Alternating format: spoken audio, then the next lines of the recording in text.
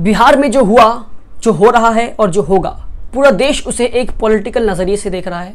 The whole country is seeing this event from the lenses of politics. But I believe that this is just not a matter of politics but also democracy. मेरा ये मानना है सिर्फ ये political नजरिए से हम ना देखें इसे, हम इसे लोकतंत्र के और डेमोक्रेसी के नजरिए से देखें. क्योंकि 1947 से लेकर आज तक, ever since independence in the free India, इससे ज्यादा बड़ा डेमोक्रेसी का मजाक नहीं उड़ाया गया है जितना बड़ा मजाक नीतीश कुमार ने उड़ाया है. और इस इवेंट के बाद नीतीश कुमार की इज्जत यहां से सीधा यहां गिर चुकी है मेरी नजरों में. This man has fallen in my eyes and I will tell you as to why and as to how this man has made a mockery of democracy. कि किस तरह इन्होंने डेमोक्रेसी का और लोकतंत्र का मजाक उड़ाया है. बिहार में लोगों ने नीतीश कुमार को या लालू प्रसाद को वोट नहीं दिया था. बिहार में लोगों ने उनके महागठबंधन को वोट दिया था. उनका यह उम्मीद था कि 5 साल तक महागठबंधन बिहार के मामलों को देखेगा और बिहार के डेवलपमेंट पे काम करेगा.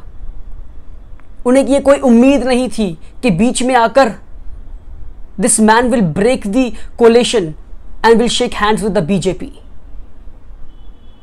आप ये ना समझे कि मैं लालू प्रसाद का एजेंट हूं या नीतीश कुमार का एजेंट हूं. I am an agent of truth and I have people there in Bihar, my family is there in Bihar, who are very sad at this step that mister Nitish Kumar has taken. क्योंकि बिहार के लोगों का एक उम्मीद था जो उन्होंने तोड़ दिया है. This is pure mockery of democracy. और कैसा डेमोक्रेसी है ये कि 14 घंटा के अंदर, 14 घंटा विद इन 14 आवर्स एक सीएम रिजाइन करता है एंड विद इन 14 आवर्स वो फिर से सीएम बन जाता है. What kind of democracy. और फिर आप कहते हैं मैं भ्रष्टाचार के खिलाफ आवाज उठा रहा था. भैया ये कोई भ्रष्टाचार के खिलाफ आवाज उठा नहीं रहे थे आप अपना उल्लू सीधा कर रहे हैं. आप अपनी पॉलिटिकल करियर बेहतरीन और अच्छा बना रहे हैं. और बिहार के लोग ही नहीं, सिर्फ ये पूरे देश के लोग समझ चुके हैं. और देश की जनता से मेरी ये सिर्फ गुजारिश है कि जो मीडिया दिखा रहा है उस पर यकीन ना करें आप. मीडिया तो सिर्फ ये दिखा रहा है कि भैया ये भ्रष्टाचार के खिलाफ आवाज उठा रहे थे. ये वही नीतीश कुमार है जो 2014 के इलेक्शन में, लोकसभा इलेक्शन में इन्होंने ये कहा था मैं मिट्टी में मिल जाऊंगा पर नरेंद्र मोदी से हाथ नहीं मिलाऊंगा. क्या हुआ, मिट्टी में मिल गए? क्यों मिला लिया अपने हाथ? और वो ये वही नरेंद्र मोदी है जो बिहार में आकर लोकसभा इलेक्शन के दौरान लालू की और नीतीश की पर्दाफाश कर रहे थे. वो उनके स्कैम एक के बाद एक गिनवा रहे थे. और अब कहते हैं, तब कह रहे थे नीतीश और लालू दोनों भ्रष्टाचार के पुजारी हैं. और अब कहते हैं कि नीतीश और लालू, अब कहते हैं नीतीश जी मैं आपका समर्थन करता हूं क्योंकि आप भ्रष्टाचार के खिलाफ खड़े हैं. जी नहीं, नीतीश जी कोई भ्रष्टाचार के खिलाफ नहीं खड़े हैं. नीतीश जी एक संघी बन चुके हैं. नीतीश जी अपना उल्लू सीधा कर रहे हैं और अपनी पॉलिटिकल करियर अच्छे से अच्छा बना रहे हैं. मोदी जी बस मैं आपसे यह कहना चाहता हूं कि अगर आप में इतनी सी भी दिमाग है, दिमाग तो बहुत है तो भैया तभी प्रधानमंत्री बने हैं आप. आप एक बार ये सोचे, ये नीतीश कुमार जो स्टूडेंट के टाइम से, ever since student days, student life, he has been with Lalu Prasad. जो इंसान अपने ऐसे इंसान को धोखा दे सकता है, पीठ में छुरी भोग सकता है, क्या वो आपके पीठ में छुरा नहीं भोग सकता? सोचे इसके बारे में आप नरेंद्र मोदी जी और बीजेपी वाले भी. Because this is not a step taken against corruption.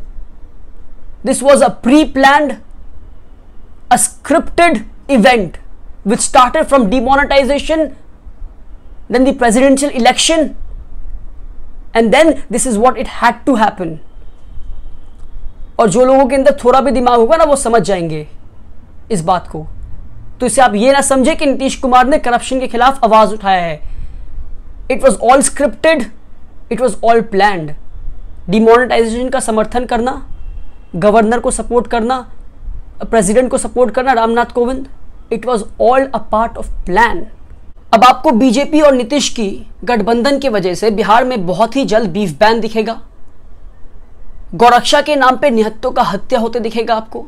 Anti Romeo squad के नाम पे हमारी बेटियों को और हमारी बहनों को छेड़ा जाएगा, उन्हें मोलेस्ट किया जाएगा, सेक्युलरिज्म का मजाक उड़ाया जाएगा. और इन सब से बढ़कर इन सबसे बढ़कर करप्शन को बढ़ावा दिया जाएगा, पर इस करप्शन का कोई रिकॉर्ड नहीं होगा, पर इस करप्शन पे कोई सीबीआई सवाल नहीं उठाएगी, क्योंकि ये करप्शन बीजेपी कर रही है। हाउ आयरॉनिकल इट इज कि बीजेपी इस देश में 3 साल से है, कोई करप्शन नहीं कर रही है, सब कुछ सही चल रहा है, पर फिर भी देश का जीडीपी 2% से नीचे आ जाता है। कोई करप्शन नहीं कर रही है, पर स्टेटस कहता है, डेटा कहता है, स्टैटिस्टिक्स कहता है कि करप्शन इस देश में 3% से बढ़ चुका है। How ironical isn't it? पर उम्मीद करते हैं कि यह सब ना हो, because at the end of the day this is our country and we have to pray for the betterment of our country, because we love our country. Thank you so much.